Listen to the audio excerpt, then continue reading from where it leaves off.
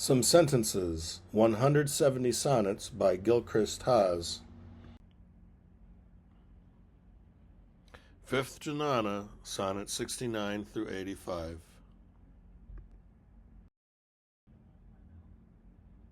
Inaudible Gong. I work with the upper partials of thought, but I'm often helpless with the basics and cannot do better than Joe Rogan in maintaining a reliable line of reasoning. I easily get caught and find myself wrapped up in a matrix of confusions that can't find a slogan to prettify the chaos of my mind. Poetry affords me the luxury of evading others' sophistical justifications of everything wrong, attacking which head-on is drudgery and can seem a bit egotistical. It's laudable to beat an inaudible gong.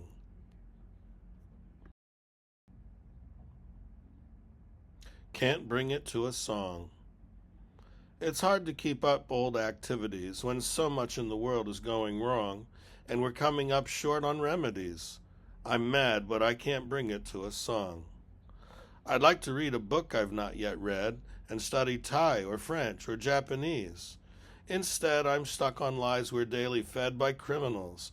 I am no man at ease, am bored with Uncle Sam's complacencies and failure to uproot this parasite. I envy our New World adjacencies, who by and large are doing things quite right. Perhaps I'll emigrate to Mexico or up to Yukon to catch that auroral glow.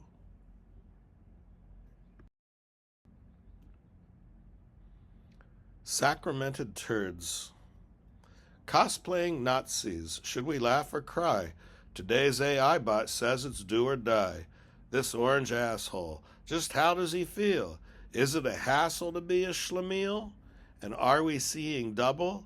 As it stands, Mikado's Nobel's now in baby hands, confirmed with pride by J.D. Spanky Vance, who lurks by the side of hair shits in pants. What's happening to this latter-day Jones?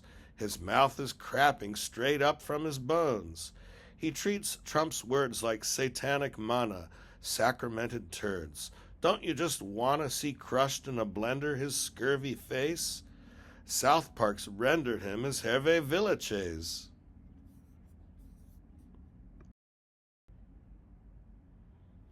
Alternate version of the foregoing. Cosplaying Nazis. Should we laugh or cry? Today's AI bot says it's do or die. This orange asshole. Just how does he feel? Is it a hassle to be a schlemiel? And are we seeing double? As it stands, Mikado's Nobel's now in baby hands, confirmed with pride by J.D. Spanky Vance, who lurks by the side of Don Shits in Pants. What's happening to this latter-day Jones? His mouth is crapping straight up from his bones. He treats Trump's words like satanic manna, sacramented turds. Don't you just want to see crushed in a blender his scurvy face? South Park's rendered him as Hervé Villachez.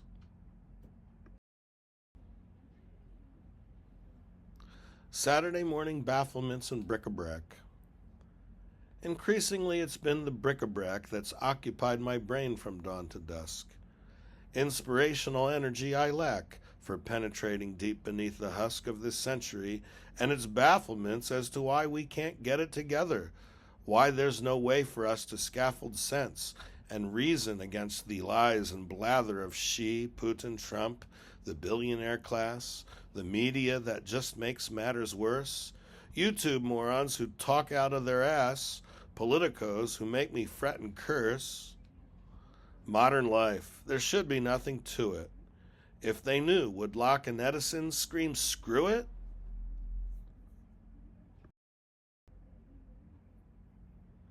Our higher course, advice for young people.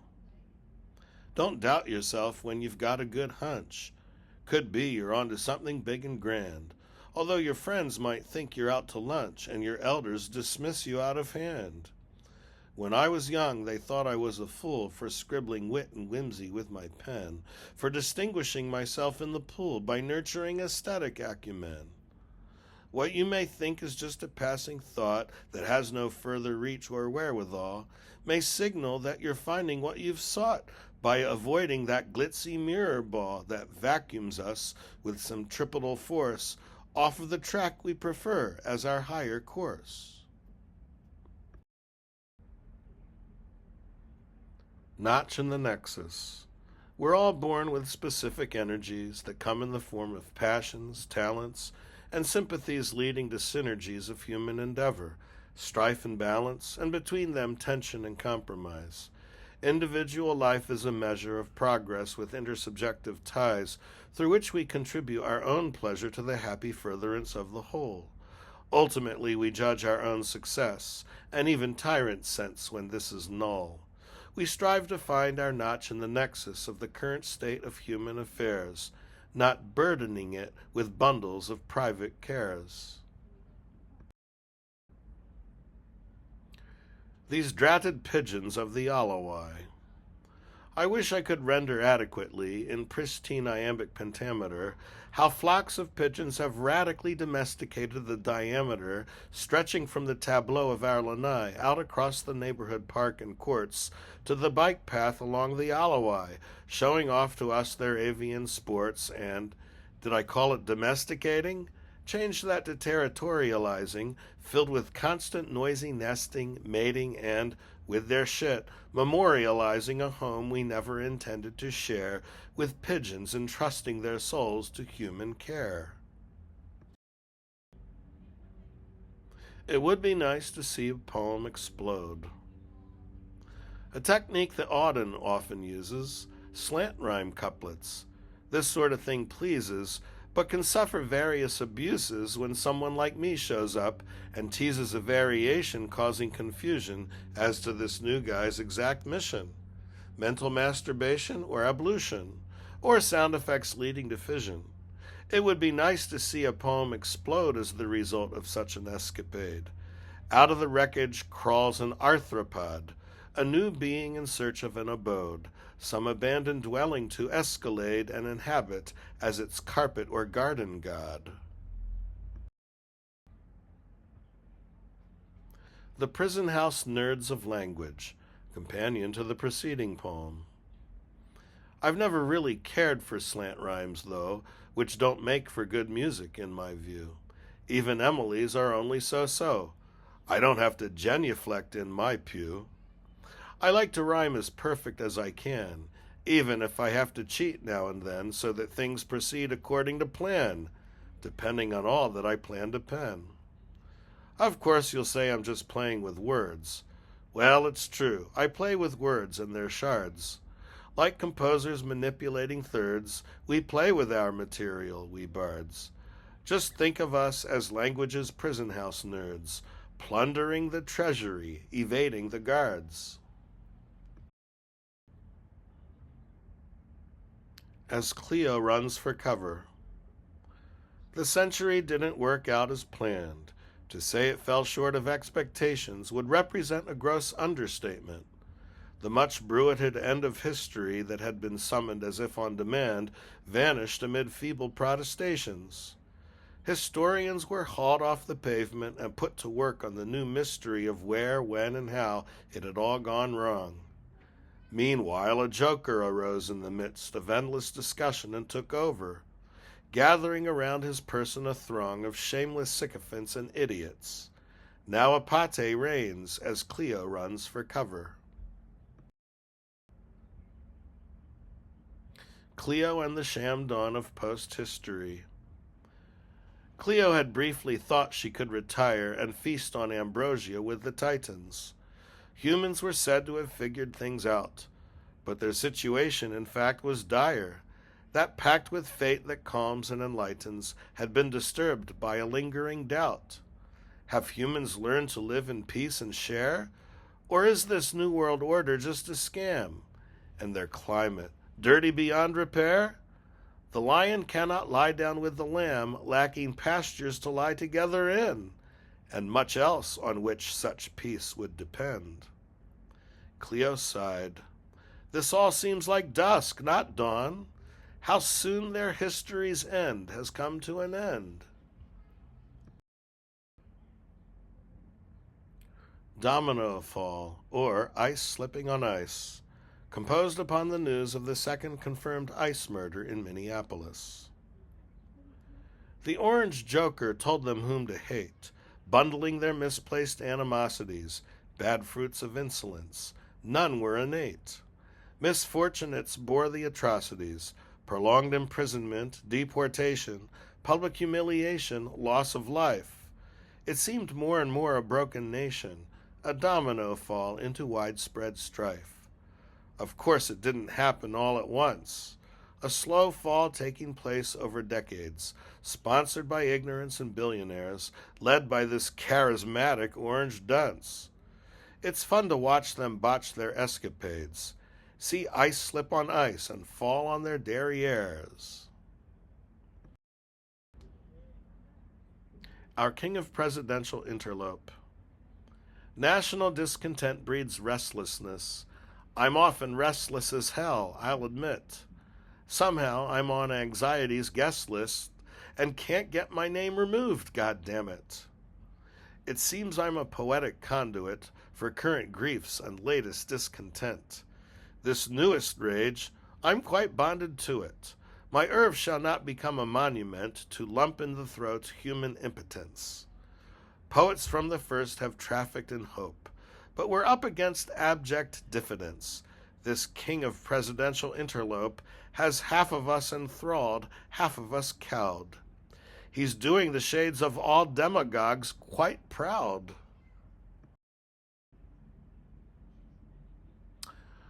Mahler's Ninth in Honolulu.